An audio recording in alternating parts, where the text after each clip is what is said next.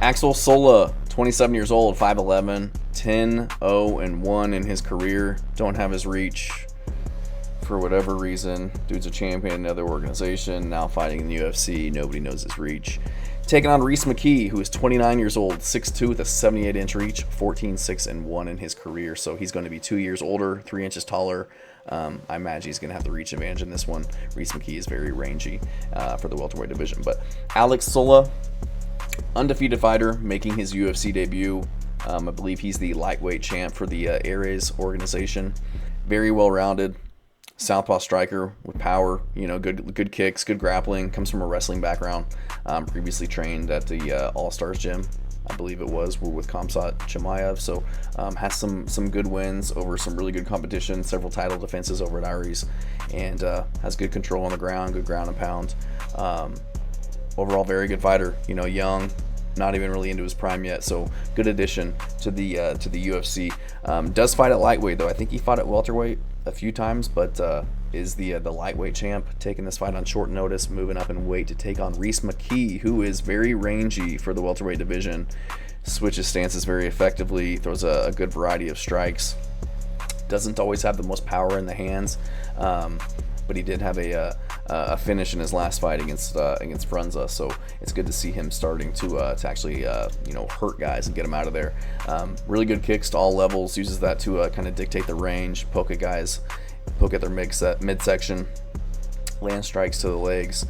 He is very hittable at times, takes a lot of damage in the few fights that I've seen of him in the UFC, but it's tough. He can take the damage and fire back. Not the best takedown defense, 41% takedown defense.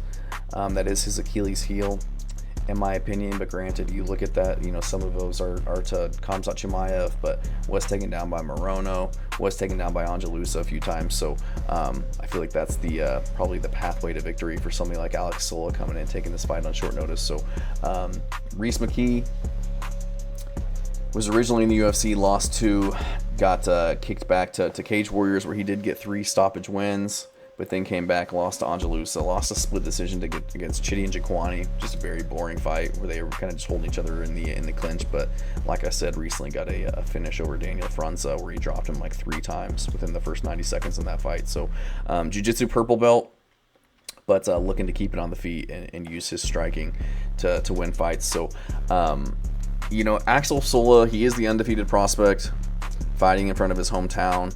I think he's the much better grappler. In my opinion, I think he's the better wrestler, the better grappler than Rhys McKee, and I think maybe under different circumstances going into this fight, I think this fight might play out a little bit differently, and I would go with Sola, but I'm going to go with Rhys McKee. Sola, he took this fight on very short notice, and he's moving up in weight, so took this fight on maybe a week's notice, fighting up at welterweight. He just fought back in June, and he's hopping right back in there, so I can't imagine he's super active after just winning a fight and going through a camp. So I feel like he's just getting off the couch, taking this fight to fight in front of his hometown crowd and get that UFC shot. Taking a fight against somebody like Rhys McKee, who's got a lot of experience. I know he hasn't looked the best in the UFC, but he is very rangy. He has good striking. He'll be the taller, longer guy in there. He's been in camp for 12 weeks. I know that he was preparing for Islam Dulatov at one point, and then he was preparing for who was he preparing for? Carlston Harris. That's who it was. He was preparing for Carlston Harris at a time there, but recently got Axel Solas as his opponent. So if he was planning to fight Islam Dulatov, that he was in the gym grinding and preparing, because that guy is dangerous. He's an absolute savage. So I can see Axel Sola coming in on short notice, fresh, not having to cut tons of weight, not taking tons of damage in a training camp, and being able to kind of mix it up a little bit and out grapple Rhys McKee. But I trust in Rhys McKee's cardio to be able to kind of handle the wrestling coming his way from the smaller guy, kind of outlast him, outpoint him on short notice. He's a tricky striker, has a lot of UFC experience, big dude for welterweight, which will help him with the takedown defense as well and getting his underhooks. So I'm going to go with Rhys McKee in this one. Again, if this was under different circumstances, I might change my opinion. And again, Rhys McKee, he used to fight at lightweight as well, so it's crazy because he's 6'2", almost 6'3", but I'm going to go with Rhys McKee to get this one done. Thanks.